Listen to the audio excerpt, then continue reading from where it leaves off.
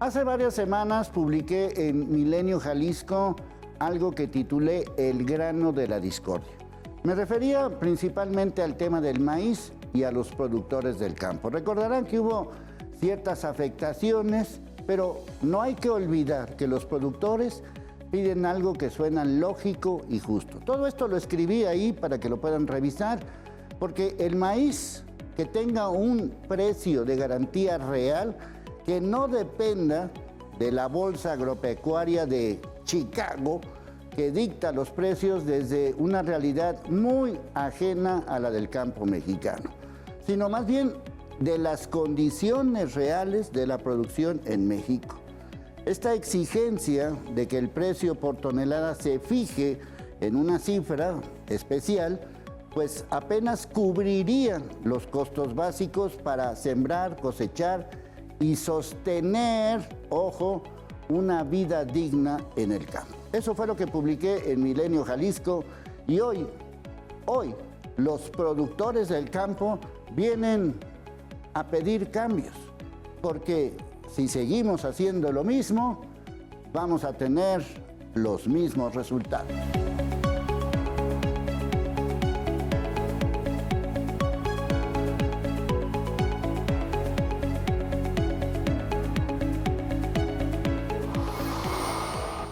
Nuestros invitados saben y viven lo que dicen y hacen. El grano de la discordia, el maíz y en general todo lo que produce Jalisco en el campo. ¿Cuál es la verdadera bronca de todo esto? Bueno, pues aquí estamos en Cambios para que ellos nos expliquen qué es lo que se debe de hacer y qué es lo que está pasando, porque estamos hablando nada más y nada menos que de los alimentos. Y esto es muy, muy importante. Un poco de historia, porque según estudios genéticos del CIMIT, que es el Centro de Mejoramiento del Maíz y del Trigo, pues dicen que Jalisco y Nayarit fue una de las áreas secundarias de la diversificación del maíz en México, bueno, en lo que hoy llamamos México, después de su domesticación inicial por ahí del Valle de Tehuacán en Puebla hace unos 9,000 años. Y también se señala que en Jalisco existen sitios arqueológicos clave que confirman su domesticación del maíz y su cultivo, por ejemplo, en zonas de Zapotlán el Grande, estamos hablando de hace 3,000 y cacho de años, lo mismo que en Tomatlán, en Autlán de Navarro, lo que hoy llamamos Tomatlán y Autlán de Navarro, y que también presentan evidencias de cultivos de maíz y de calabaza. Bueno, mi querido Fernando, pues el maíz, Jalisco y el maíz, pues ahora sí que son hermanitos. Totalmente, sí, totalmente. Creo que independientemente de Jalisco, todo México, o sea, la raíz y la cultura están, o se interpreta con la palabra maíz, y es el principal grano, ¿no?, que produce México. En el caso de Jalisco, pues prácticamente la mitad del estado está... se siembra del cultivo de maíz. La mitad del estado. La mitad del estado, alrededor de 750,000 hectáreas entre maíz para grano y maíz para forraje. Entonces está representado prácticamente en la mitad de nuestro estado el cultivo de maíz. Y a su vez, pues no se diga, ¿no? Somos el segundo productor de maíz más grande del país. Entonces, Jalisco es 100% maíz, ¿no? Bueno, a ver, mi querido Pavel, ¿tú de dónde vienes? Yo soy del municipio de Tlajomulco de Zúñiga, soy productor. Productor. Así es. Bueno, a ver, cuéntanos, ¿cuál es la bronca? Bueno, aquí el detalle es un tema en el que el cultivo del maíz se ha vuelto insostenible para los productores. Insostenible. Insostenible. Ya no es negocio. Ya no es negocio. Los altos costos de producción por hectárea, que rebasan los 50,000 pesos por hectárea, de costos de producción, y aunado a los bajos costos o bajos precios en el tema del precio del maíz, pues han hecho que los productores el día de hoy estén en una situación lamentable, triste y desesperante. Sí. Esa es la realidad. Desesperante, así lo calificas. Sí, totalmente. Y yo creo que todos los productores tenemos un sentimiento de tristeza porque lamentablemente no podemos llevar el sustento a nuestras familias y nos encontramos con un tema de cartera vencida muy grande. Creo que muchos productores ni vendiendo todo lo que tienen, todo el patrimonio, alcanzan a pagar la deuda que hemos adquirido durante los últimos 4 años, que han sido años complicados en el tema de producción, bajas producciones y precios muy, muy abajo. Bueno, a ver, Toño, la bronca, bueno, ¿tú de dónde vienes? De Tlajomulco también, productor de ahí de la zona de San Miguel, Cuyutlán. Bueno, ¿cuál es la situación? Lo que nos decía Pavel es que esto está de la patada. Claro, es un tema muy fácil de entender. En el 2013, nuestros costos de producción eran alrededor de los 25,000 pesos y en el 2013 el precio del maíz valía 5,000 pesos. El día de hoy, el maíz también vale los mismos 5,000 pesos, pero traemos costos de producción de 55,000 pesos. Doble para producir. El doble. Con el mismo precio. Todo sube, la inflación nos ha venido comiendo, el diésel, todos los productos que se utilizan para la siembra, todo sube. Sí. Y desgraciadamente, pues el maíz está, ya lo dijiste, está a la orden de los precios internacionales. ¿Eso es cierto? Sí, sí, desgraciadamente está. Chicago, ¿qué tiene que ver con Jalisco? Pues, ¿qué fregados nos importa? Desgraciadamente así nos tasan el maíz nacional y realmente para que a nosotros nos vaya bien tiene que haber 2 condiciones. Que el tipo de cambio esté alto o que le vaya mal a Estados Unidos o que China diga voy a consumir mucho más maíz de lo que necesito. Son las condiciones perfectas para decir al productor le va bien. Mientras no suceda eso, el productor sigue estando en el piso de los precios. Sí. Bueno, mi querido Noé, tú también eres de Tlajomulco. Así es, yo soy productor en Tlajomulco de Zúñiga y en la zona de Ixtlahuacán de los Membrillos. Perfecto. Bueno, te vimos mucho en acción con todos estos asuntos de los temas estos de las movilizaciones. ¿Sirvió de algo todo ese asunto? Sí, claro. En primera sirvió para visibilizarnos. A lo mejor muchas veces la sociedad en general no está muy enterada de cuál es nuestra problemática. Ahora ya la gente sabe un poco más y fue muy empática, ¿sabes? La gente es muy empática con el agricultor. Qué bueno. Y sirvió para que el gobierno se diera cuenta que el nivel del problema que tenemos. De pronto yo siento que son muy apáticos porque creen que estamos bien. Ya ahora los gobiernos se dieron cuenta de que nuestra problemática es real. Ya analizando realmente los datos de cómo hemos estado los últimos años, saben que la mayoría estamos en cartera vencida, saben que si no le dan un valor real al grano nacional, no vamos a salir adelante. Porque cabe recalcar, es importante saber que el maíz nacional es para consumo humano. Nosotros somos un país donde el grano es 100% para consumo humano. El consumo forrajero, pues el maíz amarillo se siembra en menos cantidad que el maíz blanco. Es nuestra principal fuente de carbohidratos, es nuestra principal alimentación y en otros países el maíz es un forraje como tal. Bueno, yo decía en lo que publiqué en Milenio Jalisco hace varias semanas que también hay un componente político y ese componente político, mi querido Fernando, muchas veces tiene que ver con el famoso precio del kilo de la tortilla. O sea, no sube el kilo de la tortilla, entonces todos somos felices, ¿no? Claro. Sí, Leo, gracias. Yo creo que aquí hay algunos puntos que hay que considerar. Como bien lo mencionaba Noé y Toño, la bolsa de Chicago nos afecta en los precios, sí, y principalmente el maíz blanco, porque si en algunas propuestas que se han desarrollado es eliminar o que el maíz de México no entre dentro de esa cotización de la bolsa de Chicago, pero entendamos una cuestión. México, al día de hoy, importa el 50% del maíz que consume a nivel nacional.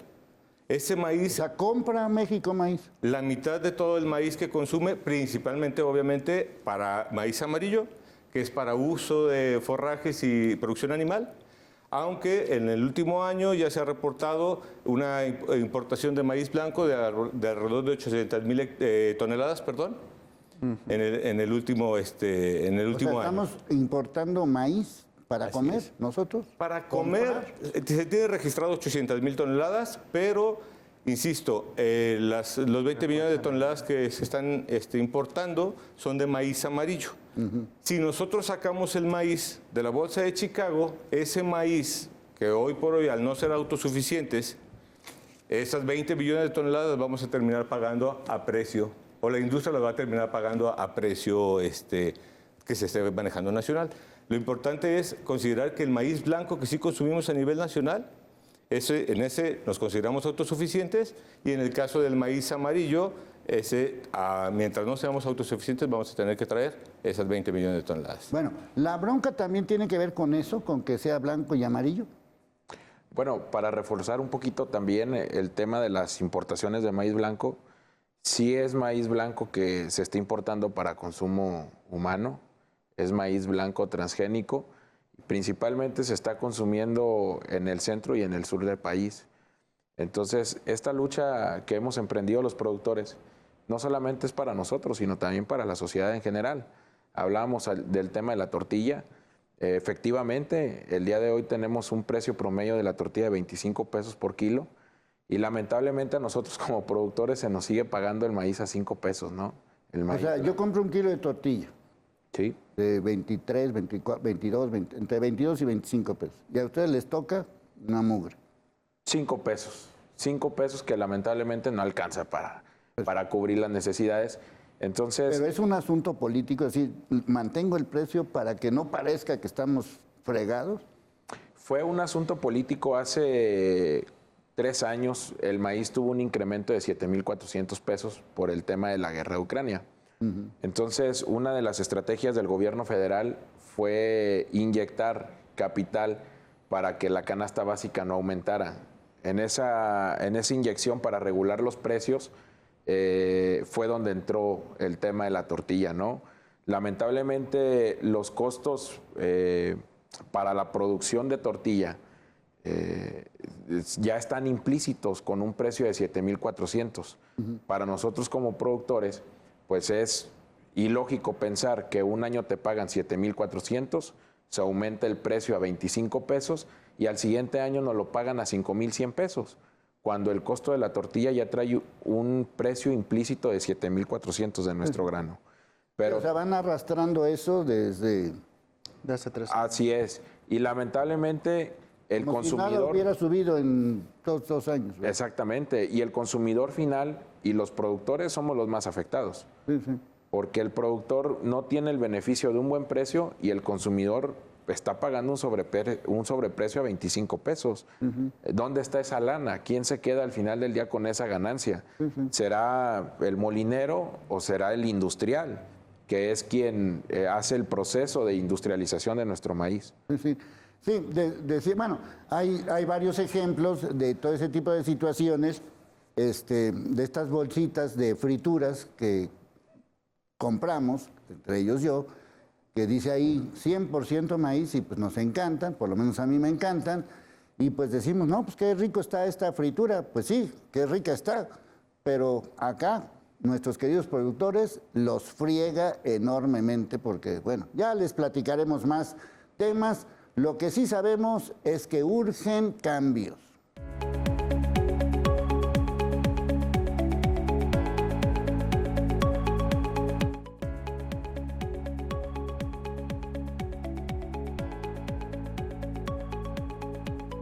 Bueno, ya lo había mencionado Fernando, pero nada más reiterar que Jalisco pues es uno de los líderes nacionales en producción de maíz amarillo y segundo lugar en maíz blanco, solo detrás de Sinaloa.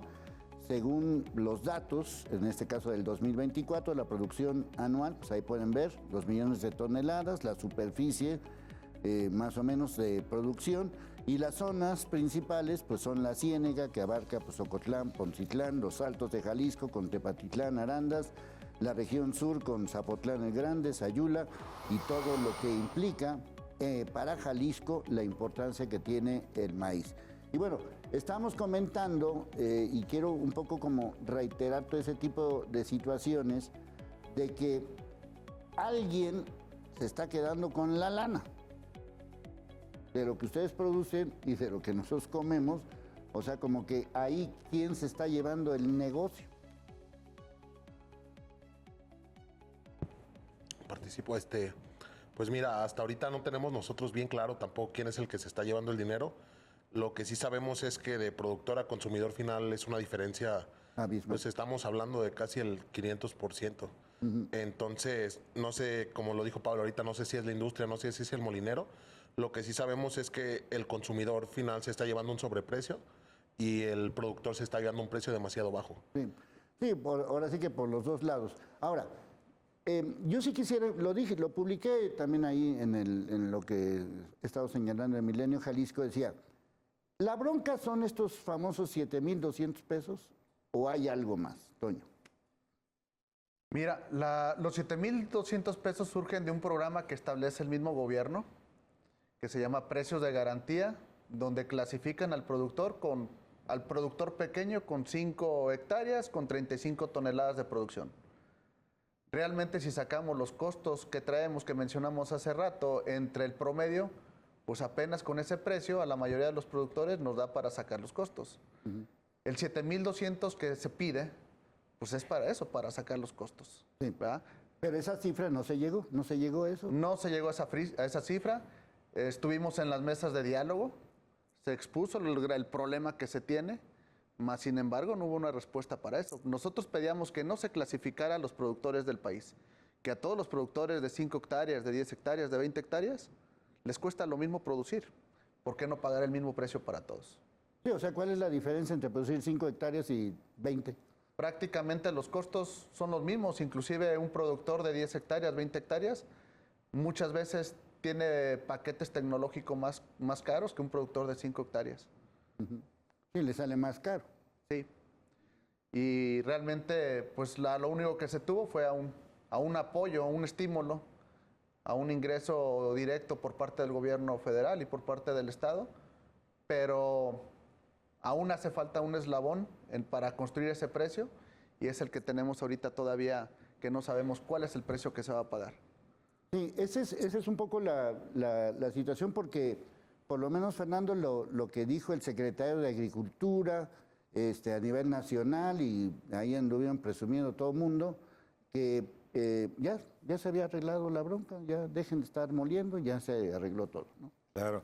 Sí, Leo, mira, hay que considerar una cosa muy importante que dice Toño en esta sección, porque él menciona que tenemos apoyo, sí, por la parte del gobierno federal para los pequeños productores, aquellos que tienen menos de 5 hectáreas o 35 toneladas como rendimiento, pero aquí hay una cuestión importante a considerar.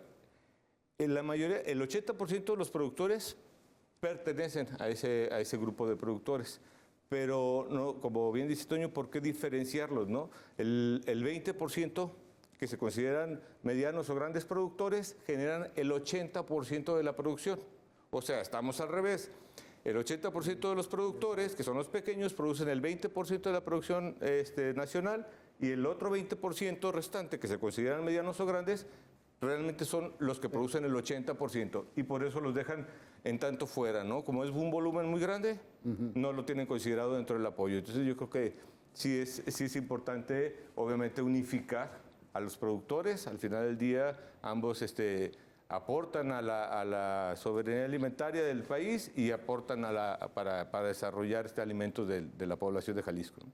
Bueno, yo creo que, me imagino que vieron un estúpido junior de una empresa tequilera que ahora sí que les tiró y les dijo, pues entonces dedíquense a otra cosa. Obviamente nosotros no estamos de acuerdo con esa estupidez, ni siquiera el papá de ese estúpido estuvo de acuerdo, pero explícale a la gente, Pavel, ahora sí que ¿por qué no se dedican a otra cosa? La respuesta es muy sencilla, Leo. Prácticamente habemos productores que no nos sabemos dedicar a otra cosa. Pues sí. Hay economías de pueblos pequeños, como lo es el caso de mi natal Lomas de Tejeda, que dependemos totalmente de la producción agrícola que se tenga ese año. Entonces, lamentablemente, no tenemos para dónde darle. Esa es la respuesta. Hay gente, y más del 95% de la gente que se dedica a trabajar en el campo es gente de la tercera edad. Es gente que no puede cambiar de rubro. Es gente que lo único que tienen es vender su pedazo de tierra que les queda y sobrevivir. Y creo que eso no abona la productividad. Creo que también el apoyo que se logró o el acuerdo que se logró en la Ciudad de México es un acuerdo que, si bien subsana o nos ayuda a lo mejor a salir este año, es algo que tiene que cambiar a futuro. Yo veo a los representantes de los gobiernos, tanto estatales como del gobierno federal, anunciando por los 4 vientos que es algo histórico, que una publicación histórica, pues lamentablemente el eslabón que ya mencionaba Toño no lo han apretado. Es el industrial. Y esa responsabilidad cae en el gobierno federal. No han hecho nada porque el industrial salga a pagar un mejor precio para los productores. Y quiero rematar haciendo referencia a este sujeto que habla y que desacredita e inclusive pues nos llamó jodidos, que no íbamos, que nos dedicáramos a otra cosa, que éramos unos piojos. Pues, híjole, creo que la situación por la cual atravesamos tiene todo menos de eso. No hay un tinte político, no hay un tinte o un interés particular. Simplemente se quiere el beneficio para los productores. Sí, porque esa es la otra parte de la historia, ¿no? Bola de conservadores que pararon medio país, ¿no? Así también les dijeron, ¿no? Sí, totalmente. Y creo que una cosa importante considerar, Leo, si bien obviamente los comentarios de este sujeto no fueron los adecuados, pero hay una parte muy importante. Como tú bien lo has mencionado siempre, a las mismas acciones, los mismos resultados, ¿no? Y sí, lo que requerimos es, si no es cambiar el cultivo, sí generar alguna especie de cambios. Porque decíamos que el problema no viene al final del día o la solución inmediata, inversión a largo plazo, perdón, no surge a partir de solamente darle apoyo a los productores. Tenemos que solucionar los problemas que tienen los productores a través de los problemas que vienen de antaño, ¿no? Los problemas que vienen de raíz, los problemas que ocasionaron realmente esa baja rentabilidad en la agricultura.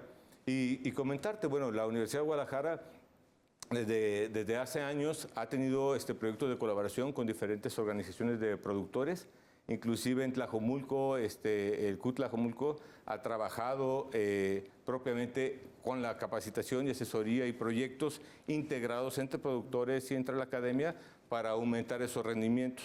Otro caso ejemplar fue en el caso de Cualtos, que está en Tepatitlán, proyectos con productores lecheros donde generaron proyectos de sustentabilidad para la producción de leche sustentable, ¿no? A su vez, el CUC va aquí en Zapopan, colaboraciones con productores para que puedan obtener materiales genéticos producidos por la Universidad de Guadalajara o generados en la Universidad de Guadalajara, los cuales ponen a disposición de los productores para que ellos sean los que utilicen esa tecnología generada por la universidad y podamos impactar en ese tipo de problemáticas que actualmente tiene o viene en ese lastre, ¿no?, del productor desde hace años, ¿no?, actual. Sí, qué bueno que lo mencionas, porque a mí me consta, porque hice un reportaje, o hice varios reportajes en el CUCBA justamente de todos estos asuntos, y había investigaciones tanto genéticas como de industriales, como de aprovechamiento de todo tipo de productos, inclusive hasta para producir etanol, para producir sustancias especiales, y yo siento que muchas veces estas labores de la academia se quedan, pues, ahí, ¿no? Totalmente. Sí, totalmente. Lo importante aquí, o cabe destacar... Estoy hablando del 2008, 2009. No, totalmente. Cabe destacar, lo platicaba antes del programa con los compañeros, que la finalidad, o una de las finalidades de la Universidad de Guadalajara es colaborar con la sociedad de Jalisco, y en su caso las limitantes siempre ha sido la transferencia de tecnología, o una de las limitantes, y por eso mismo los proyectos que se han desarrollado en colaboración con los productores es eso, es acercar la tecnología generada por la Universidad de Guadalajara, las investigaciones, los resultados, para poder ser al menos una parte más del equipo para poder ayudar a los productores a desarrollar, a tener mayores rendimientos, a poder mejorar la fertilidad de suelos. Lo platicábamos con Toño hace ratito, porque aquí hay una cosa importante. No hay una solución en particular, porque cada grupo de productores o cada región del estado tiene diferentes problemáticas. Me mencionaba Toño una de ellas. Aún en el mismo estado. Aún en el mismo estado, claro. En algunos de los casos podrá ser la fertilidad de suelos, en algunos otros casos la parte de rentabilidad, de la parte de los insumos altos. Algunos otros casos, también lo comentábamos con Abel, la integración de agricultura regenerativa y demás. Entonces, cada grupo de productores tiene los diferentes problemas, y aquí lo importante es saber abordar o generar paquetes tecnológicos en particulares para los diferentes productores de las regiones del estado.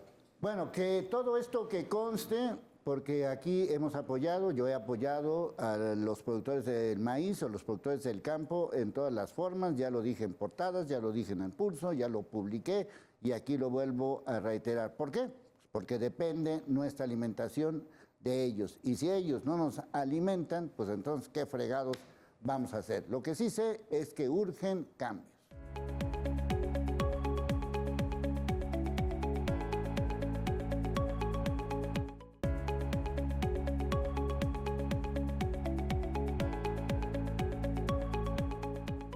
Bueno, ahora sí que para acabarla de amolar con todo este tipo de situaciones, pues hay algunas cosas que también hay que tomar en cuenta. Ya lo estaban mencionando hace ratito, pero ahorita que lo profundicen, que los maíces nativos pues enfrentan amenazas por la expansión de híbridos comerciales y los famosos transgénicos, por la migración rural y el abandono del campo, de la milpa, y también de los cambios climáticos, si es que existen. Bueno, a ver, este brete de los transgénicos, ¿cuál es la bronca? Toño. La bronca de los transgénicos, pues mira, ya lo dijo ahorita Fernando, el 50% de lo que se consume en el país es maíz amarillo transgénico. Y ese maíz amarillo transgénico lo consume prácticamente el pecuario. Es para uso forrajero, para uso animal. ¿Verdad? En México se produce el maíz híbrido y el híbrido es para maíz, para consumo humano. Aquí el problema es, por ejemplo, todo el maíz que se está importando blanco hacia el centro y sur del país, si es transgénico y lo están utilizando para la tortilla, no sabemos qué consecuencias pueda tener, ¿verdad? ¿Pero qué es eso de transgénico? ¿Está hecho o qué de qué? No, bueno, hay diferentes ejemplos, ¿no?, de transgénicos, pero basta en generalizar que es la combinación de diferentes especies para generar ciertos beneficios, si bien lo quiere ver así la industria, para el desarrollo de los cultivos, ¿no? En el caso del maíz que comentan Toño, Abel y Noé, bueno, es un maíz que principalmente el que se importa a México es resistente a un plaguicida y que le permite al agricultor americano tener menores costos en la producción y por lo mismo llegar a esos precios en la bolsa de Chicago, ¿no? Sí. Bueno, ¿y lo del híbrido qué es? El híbrido es un tipo de semilla que se desarrolla aquí en México y en varios países y prácticamente es tecnología en el grano para producir un poquito más. Agregar, ¿cuál es la diferencia? Uno está genéticamente modificado y el otro todavía no tiene una modificación como tal genética. Ambos fueron modificados genéticamente, pero cabe destacar una cosa. El maíz híbrido que se produce, o al menos el que está permitido sembrar en México, es el resultado o la hibridación del cruzamiento de la misma especie, o sea, maíz con maíz. Selección natural. Entonces, ese es un mejoramiento genético, sí, hay que distinguirlo, un mejoramiento genético, pero dentro de la misma especie. Y el transgénico es la introducción de un gen en la cadena de ADN que genera alguna acción en particular, de respuesta a un herbicida en este caso, y que le permite ser resistente a ese herbicida, ¿no? Sí. Bueno, entonces un poco esto también como consumidor, pues luego no sabe uno, ¿no? O sea, dicen, bueno, pues yo quién sabe qué fregados me estoy comiendo, ¿verdad? A ver, no. Así es. No, lo que decía el amigo Fernando, eso como tal, el maíz híbrido es el resultado de cruzamientos genéticos de especies nativas que llegan al resultado de maíces que pueden tener un poco más de resistencias, que pueden tener un poco más de rendimientos, pero basándose siempre en la genética del mismo maíz. No tiene genes adheridos de ninguna otra especie. Sí, no sabemos. Y por ejemplo, Estados Unidos, pues para darte el ejemplo, es un maíz que es muy resistente al glifosato. El glifosato es un herbicida que, por ejemplo, aquí en México lo usamos y terminamos con nuestro cultivo. El maíz nativo, el maíz híbrido, al tener contacto con el glifosato, 100% se quema, no te queda nada. Sí. Entonces, en Estados Unidos no, el maíz resiste el glifosato 100%. Hay prueba de que hay residuos de glifosato en los maíces transgénicos. Entonces, pues, como decía Toño, no sabemos qué nos estamos comiendo, no sabemos las causas a la salud que pueda tener a largo plazo.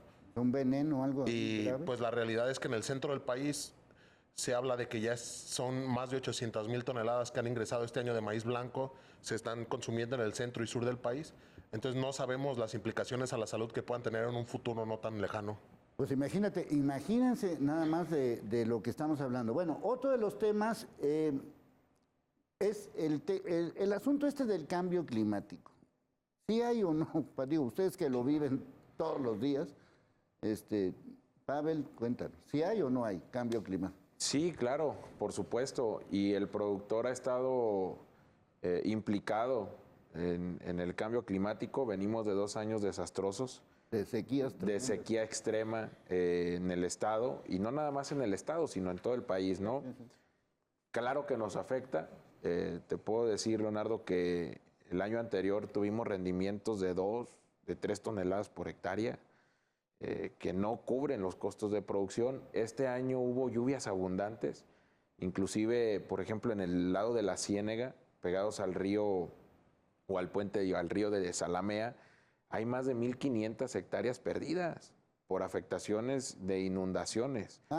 Han sido años atípicos. En el estado de Guanajuato hay reportes de que se perdieron más de 4,500 hectáreas de maíz por inundaciones este año. O sea, o porque llueve o porque no llueve. Exactamente. Al final del día, el productor, desde que siembra la semilla, siempre está pidiéndole a Dios que nos bendiga con agua, y es el único que tiene pero todas no las... Pero no tanta, ¿no?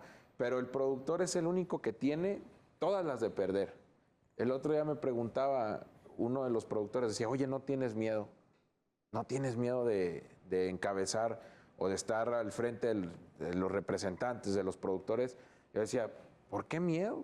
Si el productor desde que siembra la semilla está arriesgando el patrimonio de la familia. Entonces es una situación que año con año ha afectado al productor. Ha habido años muy atípicos que al final pues afectan directamente a la productividad. Más del 80% de la superficie que se siembra en el estado de Jalisco es de temporal. Entonces estamos a la buena de Dios.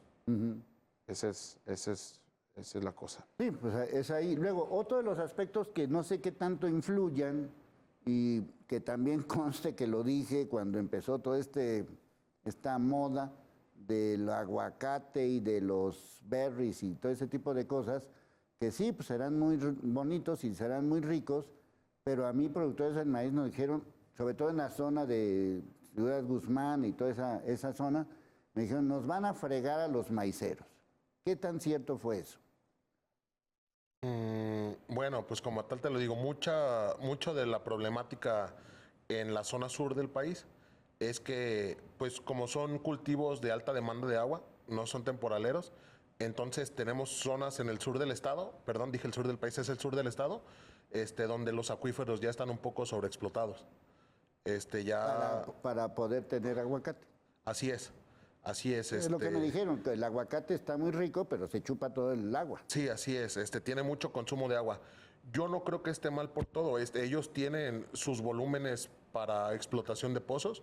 Yo creo que lo que podríamos tener para mejorarlo es un plan de ordenamiento de cultivos, donde digan, esta zona puede tener tantas hectáreas de este cultivo, tantas hectáreas de llegan buscando la forma de que sea redituable en cuanto a nivel de producción y en cuanto a nivel de consumo de agua, por ejemplo. Sí. Que digan, tal municipio va a tener tantas hectáreas de esto, tantas hectáreas de esto.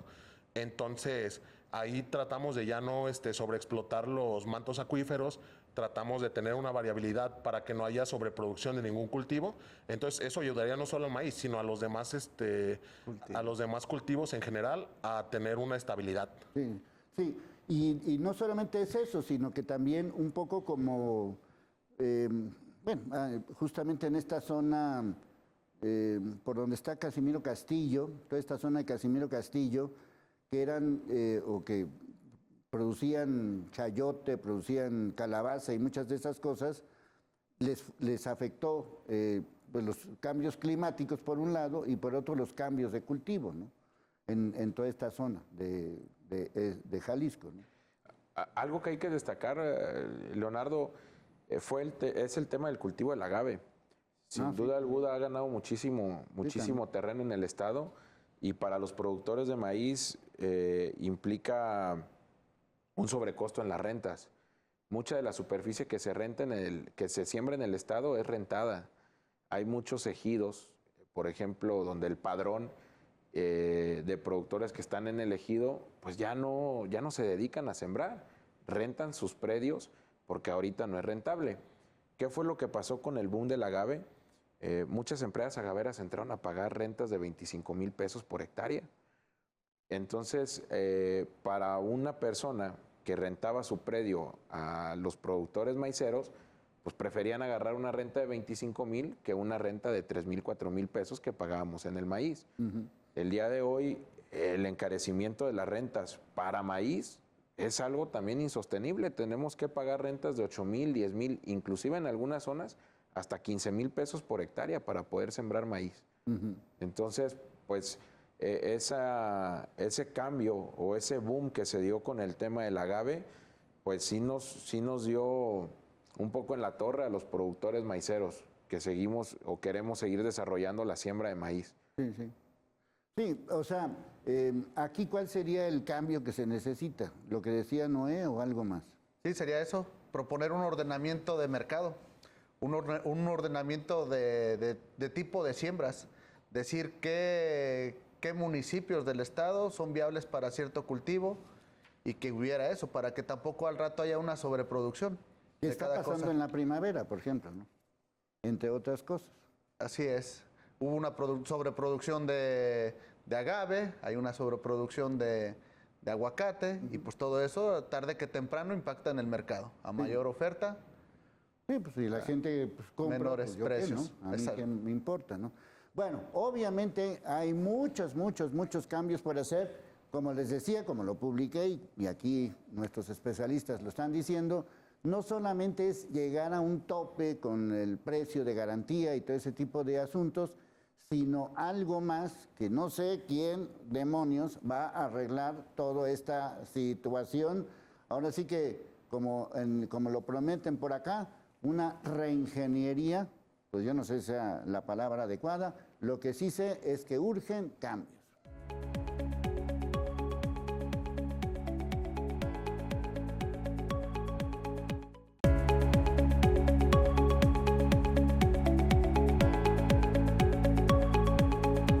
Bueno, obviamente, pues lo que urgen son cambios, así que pues ahora sí que aprovechen la oportunidad, Pavel, Toño, Noé, Fernando, para que pues ahora sí díganle a la gente qué pasa, qué está sucediendo, qué cambios se necesitan, porque insisto, esto no es un asunto de, bueno, ya les pagué sus 7,000 pesos o un poquito menos de toda su tonelada, ya. Vámonos a lo que sigue. Y pues no es eso, ya lo vimos, ¿no? Es muchas cosas más alrededor de cosas que se tienen que cambiar urgentemente. A ver, ¿quién quiere empezar? ¿Tú, ¿Puedo empezar yo para cerrar este bloque? Bueno, para empezar este bloque, perdón.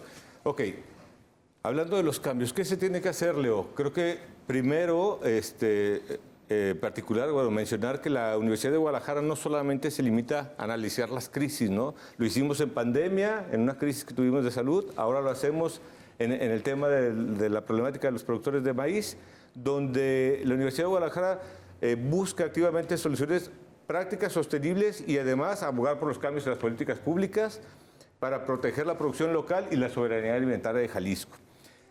Nos sumamos, obviamente, a su lucha, poniendo a su disposición mesas de diálogo, mesas de trabajo para poder, a partir de la academia, tratar de generar soluciones. Si bien sabemos que la aportación ahora económica para ustedes va a ser de gran impacto, sí, pero ¿quién no nos dice que el siguiente año el producto va a bajar más a nivel internacional y le van a subir más los costos? Entonces, ¿qué va a pasar? ¿Otra vez cierres carreteros para que al productor nos den más dinero? No, creo que hay que buscar soluciones de fondo y la Universidad de Guadalajara se pone a disposición con ustedes para poder desarrollar mesas de trabajo, para poder tratar de generar a partir de nuestro grupo de académicos, porque cabe mencionar una cuestión importante. La agricultura no solo está basada con los ingenieros agrónomos del agricultor, ¿no? Entran licenciados, abogados, entran economistas. Entonces, La Universidad de Guadalajara, insisto, pone a disposición de ustedes mesas de trabajo, mesas de diálogo, donde pudiéramos generar propuestas para poder apoyarlos a ustedes como productores, ¿no? en nuestra medida. Sí, yo creo que esto vale mucho la pena, y ya digo, te mencionaba lo que dicen por ahí del 2005, 2006, en relación con estos temas, y te das cuenta y dices, bueno, pues aquí hay de dónde, ¿no? O sea, podemos tener más producción, podemos tener más, ahorita recordé por lo que estabas platicando de un programa que se hizo en el entorno de la caña, los desperdicios de la caña de la caña que consumimos, para poder reutilizarlos en compostas y una serie de cosas. Y lo digo también por todo el asunto que vivimos relacionado con el medio ambiente. Bueno, a ver, Pavel, ¿qué más? Creo que uno de los principales enfoques, primero que nada agradecer al ingeniero por la disposición, también agradecer a la Universidad de Guadalajara. Somos conscientes que tenemos que hacer cambios también nosotros en mejorar la productividad, ¿no? Y bajar los costos de producción, pero también necesitamos generar un cambio en la sociedad. Que sepan ellos que el día de hoy los productores atraviesan una crisis muy fuerte, que estén enterados que el productor, a pesar de los tractores y de la maquinaria, e inclusive de la indumentaria que utilizamos, ¿no? Porque fuimos muy criticados por una camisa que costaba 1,500 pesos, por ahí vimos algunas publicaciones, pero que sepan que el productor al final del día no se queda con esa lana, que el productor ahorita está en un tema de cartera vencida, que juntos podamos hacer esa alianza. Nosotros como grupo, desde un inicio, creímos que la mejor manera de pelear por mejores cosas para el sector era estrechando los lazos de unión de los productores, que durante muchos años se han extinguido. El día de hoy no solamente hacemos un llamado a los productores, hacemos un llamado a las organizaciones de productores y hacemos un llamado a la sociedad. Un llamado a la sociedad porque un país que es deficitario en los alimentos, como lo es México en el tema del maíz, en el tema del sorgo, en el tema del trigo, en el tema del frijol, estamos lejos de alcanzar esa tan llamada soberanía alimentaria. Y un país que tiene un déficit grande de alimentación está condenada al fracaso, a la derrota, a la dependencia de lo que diga un país como Estados Unidos. Ya lo decía el secretario Julio Verdegué, y una afirmación tan lamentable viniendo de un secretario en una de las mesas de trabajo que tuvimos, y decía, no podemos hacer una política arancelaria para las importaciones de maíz, y mucho menos podemos generar tampoco una especie de iniciativa donde las organizaciones, las industrias no puedan importarlo, porque lamentablemente Estados Unidos nos tiene de los, por no decir otra cosa. Entonces, qué lamentable. No, y además en Estados Unidos al productor le apoyan, ¿no? Lo subsidian, ¿no? Claro, porque así es. Decir, bueno, ¿quieres jugar ahora sí que quieres jugar como en el Mundial? Pues vamos a jugar igual, ¿no? O sea, ayúdame como Estados Unidos ayuda al productor y a ver quién gana, ¿no? Así es. Entonces, uno de los cambios es unirnos, tanto el sector con la sociedad, y otro de los cambios también hacia nuestras autoridades estatales, municipales y federales sobre todo, que creen políticas, que también crean programas que de verdad impacten a los productores, que de verdad el productor diga, ah, caray, me están ayudando, que de verdad fomenten la productividad, porque el dar unos cuantos sacos de fertilizante no hace al productor más productivo. Claro. El dar una ayuda, por ejemplo, en la cuestión de una dádiva, pues nada más por el simple hecho de tener un título parcelario, no hace productivo, ¿no? Necesitamos políticas que de verdad mejoren la productividad para el sector primario, pero la invitación, quiero ser muy puntual en esto nuevamente, para que nos unamos como sociedad y para que defendamos al campo mexicano, porque estamos en una crisis donde el que no produce sale perdiendo. Claro. Y las guerras no se ganan con bombardeos ni con armas, las guerras se ganan desde la alimentación. El día de hoy somos deficitarios y eso es algo que la sociedad debe de saber. Sí, ese es parte, y no solamente del maíz, ¿verdad? Claro. De otro tipo de situaciones. Toño. Sí, me gustaría aprovechar para comentar lo siguiente. Ya contamos con algunos apoyos, tanto del gobierno del estado como del gobierno federal. Pero ahorita tenemos un gran problema de comercialización y eso nos preocupa. Pues, entonces, Eso nos preocupa, ¿por qué? Porque mira, en el Bajío, entre los 3 estados, se van a producir casi 4 millones de toneladas. Y ya anunciaron en algunas mesas de trabajo que la industria o los compradores solamente van por 1,5 millones de toneladas. ¿Qué va a pasar con todo lo demás que va a hacer falta de comercializar? Nosotros hoy en día pedimos ya una nueva mesa de diálogo con el gobierno federal para poder dialogar y ver qué solución nos van a dar. o sea, si producen mal, Sí. y si no producen mal. Y ahora que se ocupa quién nos compre, pues resulta que pues ahorita no hay quien compre toda la cosecha que se pueda dar y estamos previo a la cosecha y necesitamos que el gobierno federal pues diga, a ver, voy a hacer esto como estrategia para ayudarles. Y si siguen importando maíz blanco, pues con mayor razón los compradores van a necesitar menos de la cosecha nacional. Entonces sí hacemos un llamado a las autoridades federales, al gobierno estatal, de que nos abra esa nueva mesa de diálogo para poder aclarar todo eso que falta, para poder saber cuál es el precio que se le va a pagar a los productores este año. No Así es. Otra política pública muy necesaria que no quiero dejar pasar. Necesitamos que el gobierno, tanto federal como estatal, presionen un poquito a los que nos dan los insumos, tanto productores de semilla que nos venden a nosotros, como los que producen todos los agroinsumos que están en la cadena del maíz. Porque hace 10 años nuestro paquete tecnológico estaba sobre los 25, 27 mil pesos y ya teníamos el precio implícito de los 5 mil pesos. Hoy en día seguimos en 5 mil pesos y tenemos un precio de 50, 55 mil pesos. Cada año estamos teniendo una inflación de 5% al precio de todos nuestros insumos, cuando el maíz no lleva la misma tendencia. Entonces es importante que el gobierno se ponga a trabajar con los que producen los agroinsumos para que tengamos una reforma justa, para que los precios de producción sean justos. Sí, por eso decía, no es el tema nunca fueron como tal los 7,200 pesos. O sea, era todavía algo más. Sí, hay un trasfondo. De todo ese tipo de situaciones.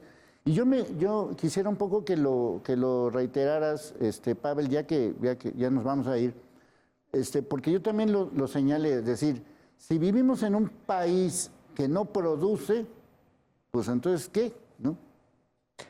Sí, quiero hacer la reiteración. El agro mexicano atraviesa una situación que creo este año es de vital importancia, porque muchos productores van a dejar de sembrar si no tenemos las condiciones adecuadas. Y no nada más hablo del maíz. Se ha visto a través de los años un decremento en trigo, en sorgo. El tema de las hortalizas está por los suelos, chiles, jitomate. El tema de la leche está por los suelos. Yo quiero hacer un llamado a la sociedad, que peleemos, que luchemos juntos. Esta lucha no es nada más del sector primario. Esta lucha es de todo el país mexicano. Si el país sigue sin fomentar la producción, que desde hace 7 años no se ha venido haciendo por parte del gobierno federal, y las malas políticas públicas que han implementado, quiero nomás describirlo con unas pocas palabras: que Dios nos cuide y nos proteja, porque no sé en qué va a parar esto. Pues ahí están, ellos son los que lo trabajan, ellos son los que lo estudian, ellos son los que saben, más allá de lo que pudiera pasar. Pues ahora sí que a partir de estos días y de estos días que todavía siguen en estas famosas mesas de diálogo, que muchas veces parecen 2 monólogos, y 2 monólogos no suman un diálogo. Así que urgen cambios. A nuestros especialistas, muchas gracias. Al equipo de producción y de información, soy Leonardo Schwebel, cambio y fuera.